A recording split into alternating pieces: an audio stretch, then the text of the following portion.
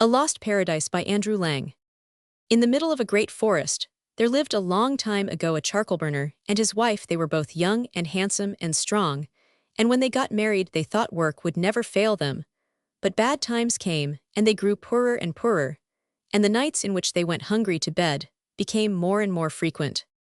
Now one evening, the king of that country was hunting near the charcoal burner's hut. As he passed the door, he heard a sound of sobbing, and being a good-natured man, he stopped to listen, thinking that perhaps he might be able to give some help.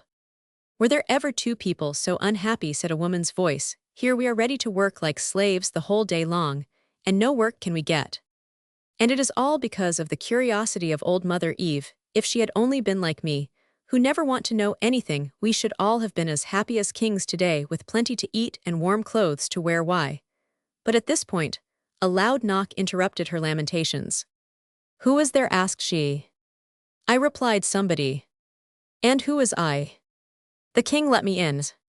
Full of surprise, the woman jumped up and pulled the bar away from the door. As the king entered, he noticed that there was no furniture in the room at all, not even a chair.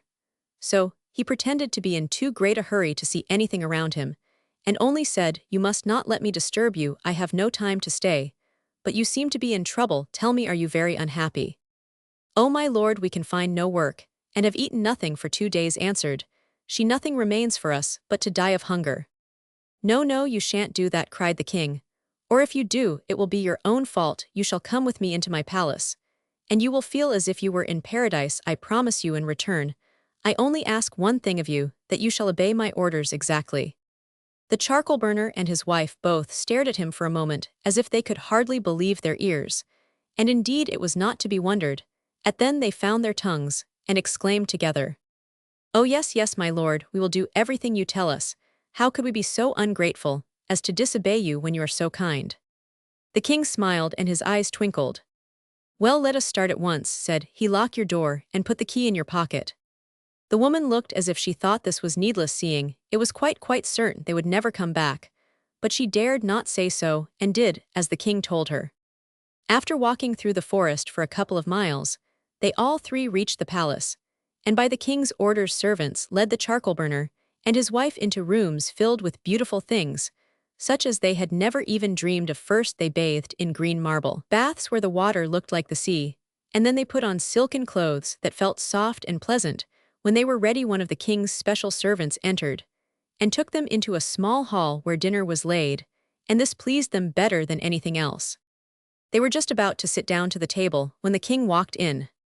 "I hope you have been attended to properly," said he, "and that you will enjoy your dinner. My steward will take care you have all you want, and I wish you to do exactly as you please. Oh, by the by, there is one thing. You notice that soup tureen in the middle of the table? Well, be careful on no account to lift the Roman 549. If once you take off the cover, there is an end of your good fortune."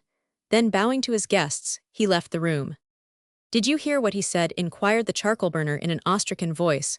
"We are to have what we want, and do what we please. Only we must not touch the soup tureen." "No, of course we won't," answered the wife. "Why should we wish to? But all the same it is rather odd, and one can't help wondering what is inside." For many days life went on like a beautiful dream to the charcoal burner and his wife. Their beds were so comfortable, they could hardly make up their minds to get up. Their clothes were so lovely, they could scarcely bring themselves to take them off. Their dinners were so good that they found it very difficult to leave off eating. Then, outside the palace were gardens filled with rare flowers and fruits and singing birds. Or if they desired to go further, a golden coach painted with wreaths of forget-me-nots and lined with blue satin awaited their orders. Sometimes it happened that the king came to see them, and he smiled as he glanced at the man who was getting rosier and plumper each day. But when his eyes rested on the woman, they took on a look which seemed to say, "I knew it," though this neither the charcoal burner nor his wife ever noticed.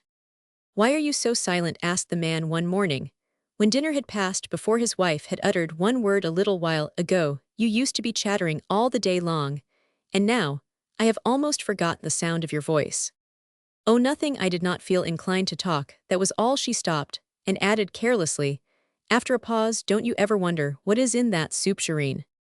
"No, never," replied the man. "It is no affair of ours."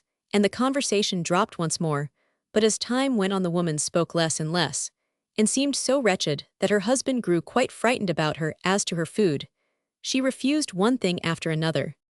"My dear wife," said the man at last, "you really must eat something. What in the world is the matter with you? If you go on like this you will die." "I would rather die than not know what is in that tureen," she burst forth so violently that the husband was quite startled. "Is that it?" cried he. "Are you making yourself miserable? Because of that, why you know we should be turned out of the palace and sent away to starve." "Oh no, we shouldn't. The king is too good-natured, of course. He didn't mean a little thing like this. Besides, there is no need to lift the lid off altogether. Just raise one corner, so that I may peep. We are quite alone. Nobody will ever know."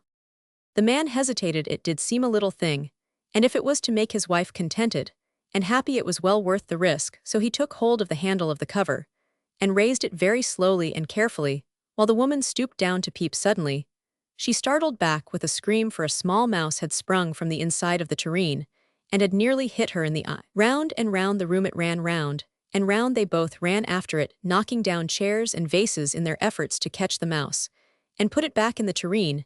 In the middle of all the noise, the door opened, and the mouse ran out between the feet of the king in one instant.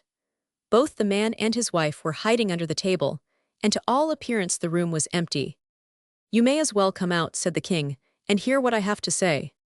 "I know what it is," answered the charcoal burner, hanging his head. "The mouse has escaped." "A guard of soldiers will take you back to your hut," said the king. "Your wife has the key." "Weren't they silly?" cried the grandchildren of the charcoal burners when they heard the story. "How we wish that we had had the chance. We should never have wanted to know what was in the soup tureen." From Literature orale de l'Auvergne par Paul Sebelat.